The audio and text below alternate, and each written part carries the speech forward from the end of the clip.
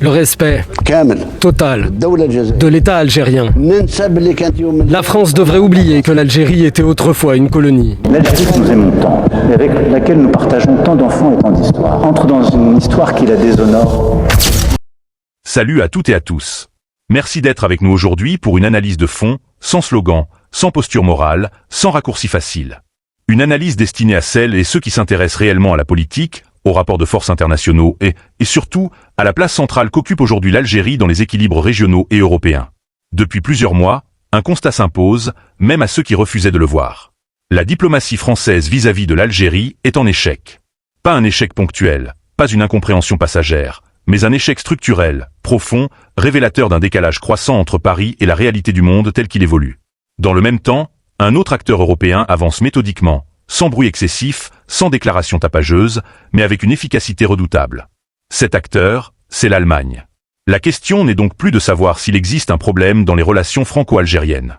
La question est beaucoup plus directe et beaucoup plus dérangeante pour Paris. Pourquoi la France échoue là où l'Allemagne réussit?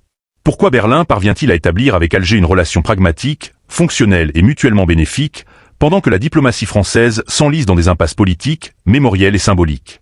Pour comprendre cette dynamique, il faut sortir de l'émotion, sortir du registre affectif et regarder froidement les faits. L'Algérie d'aujourd'hui n'est plus celle des décennies passées. Elle n'est plus un partenaire périphérique que l'on peut aborder avec condescendance ou nostalgie. C'est un État souverain, doté de ressources stratégiques majeures, d'une profondeur géopolitique régionale et d'une marge de manœuvre diplomatique que peu de pays africains ou méditerranéens possèdent. L'affaire liée à la libération de l'écrivain Boualem Sansal constitue, à ce titre, un révélateur puissant. Ce dossier, largement médiatisé, a été présenté par certains cercles comme un succès humanitaire ou un geste de bonne volonté. En réalité, il met en lumière un contraste saisissant entre deux approches diplomatiques européennes. D'un côté, la France, engluée dans des discours, des pressions médiatiques et des injonctions morales. De l'autre, l'Allemagne, qui agit directement au plus haut niveau de l'État, en intégrant ce dossier dans une relation globale fondée sur les intérêts réciproques. Ce n'est pas une question de sympathie. Ce n'est pas une question de valeur proclamée. C'est une question de méthode. L'Allemagne parle à l'Algérie comme à un partenaire stratégique. La France, trop souvent, lui parle encore comme à un dossier sensible. Si ce contenu vous paraît utile, si vous appréciez ce type d'analyse approfondie et sans langue de bois, pensez à vous abonner à la chaîne. Cela nous permet de continuer à proposer des décryptages exigeants et indépendants. Regardons maintenant les chiffres, car ils ne mentent jamais. Les échanges commerciaux entre l'Algérie et l'Union européenne ont atteint des niveaux historiquement élevés. Mais ce qui change profondément la donne, c'est la répartition de ces échanges. L'Allemagne affiche une balance commerciale excédentaire avec l'Algérie. Elle exporte des biens industriels, des équipements, des technologies. Elle investit dans des projets structurants, notamment dans les secteurs de l'énergie, de l'industrie et des infrastructures. La France, en revanche, voit sa position s'éroder.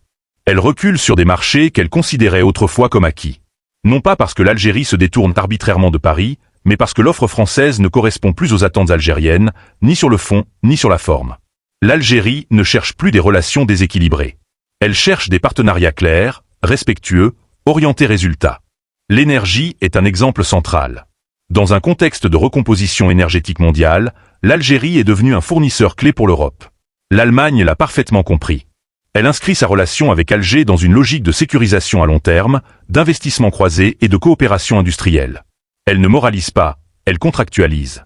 Elle ne menace pas, elle négocie. La France, de son côté, reste prisonnière d'un logiciel ancien. Elle multiplie les gestes symboliques, les déclarations mémorielles, les signaux contradictoires. Elle donne parfois l'impression de vouloir régler le passé avant de construire l'avenir. Or, l'Algérie avance. Elle ne demande pas à oublier l'histoire, mais elle refuse d'y être enfermée. Il faut le dire clairement. La diplomatie algérienne a gagné en maturité, en assurance et en cohérence. Elle s'inscrit désormais dans une logique multipolaire assumée. Alger parle avec Washington, Moscou, Pékin, Berlin, Ankara et Rome sans s'aligner sur aucun bloc. Cette autonomie stratégique dérange certains partenaires, mais elle force le respect de ceux qui comprennent les nouvelles règles du jeu. Si vous souhaitez continuer à suivre ce type d'analyse stratégique centrée sur l'Algérie et son rôle international, abonnez-vous dès maintenant. C'est un geste simple, mais essentiel pour la visibilité de ce travail. Emmanuel Macron, lui, semble hésiter. Sa diplomatie à l'égard de l'Algérie oscille entre volonté d'apaisement et crispations internes. Les canaux existent, les leviers aussi, mais ils sont mal utilisés. Le président français reste souvent sur le terrain du symbole là où l'Algérie attend du concret. Cette asymétrie crée une frustration croissante et alimente une perte d'influence française dans toute l'Afrique du Nord. Les débats autour de l'accord de 1968 illustrent parfaitement cette impasse. Certains responsables français agitent sa renégociation ou sa dénonciation comme un outil de pression. Mais cette approche punitive est en décalage total avec la réalité du rapport de force. L'Algérie n'est plus dépendante de ces mécanismes. Elle a diversifié ses partenariats, renforcé ses capacités internes et consolidé sa position régionale. À l'inverse, l'Allemagne n'utilise pas la contrainte comme levier principal. Elle utilise l'attractivité économique, la crédibilité industrielle et la constance diplomatique. C'est précisément ce que recherchent aujourd'hui les autorités algériennes. De la prévisibilité, du respect et des engagements tenus. Prenons un instant pour élargir le regard. Les actualités internes à l'Algérie ne sont pas déconnectées de cette dynamique internationale. Les difficultés rencontrées par les éleveurs, la réorganisation des filières agricoles, les investissements dans l'industrie pharmaceutique ou encore le développement massif des infrastructures numériques répondent tous à une même logique. Renforcer la souveraineté nationale, réduire les dépendances et préparer l'avenir. L'Algérie a investi dans ses réseaux de fibre optique, dans ses câbles sous-marins, dans la 5G, avec une ambition claire. Devenir un hub régional, non seulement énergétique, mais aussi numérique. Ce positionnement change la perception du pays auprès de ses partenaires. Ceux qui l'ont compris avancent. Ceux qui restent figés reculent. Si vous appréciez cette lecture globale, à la fois interne et géopolitique, je vous invite à vous abonner à la chaîne. Cela vous permettra de ne manquer aucune de nos prochaines analyses. La baisse des demandes de visa pour la France depuis l'Algérie est également un signal fort. Elle traduit un désenchantement, mais aussi une réorientation. Les Algériens regardent ailleurs. Vers d'autres pays, d'autres opportunités, d'autres horizons. Ce mouvement n'est pas idéologique, il est rationnel. Là encore, ceux qui proposent des perspectives claires attirent. Les autres ferment des portes. En définitive, la situation actuelle n'est ni une crise passagère ni un malentendu diplomatique. C'est une transition. Une transition vers un monde où l'Algérie impose ses priorités, choisit ses partenaires et refuse toute relation asymétrique. L'Allemagne s'est adaptée. La France tarde encore. La question n'est donc pas de savoir si Paris doit changer de ton, mais s'il est capable de changer de paradigme.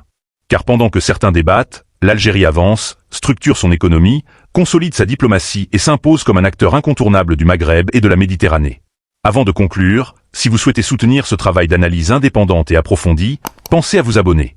C'est le meilleur moyen de rester informé et de participer à un débat de fond, loin du bruit et des caricatures. L'avenir des relations entre l'Algérie et l'Europe se jouera sur un critère simple.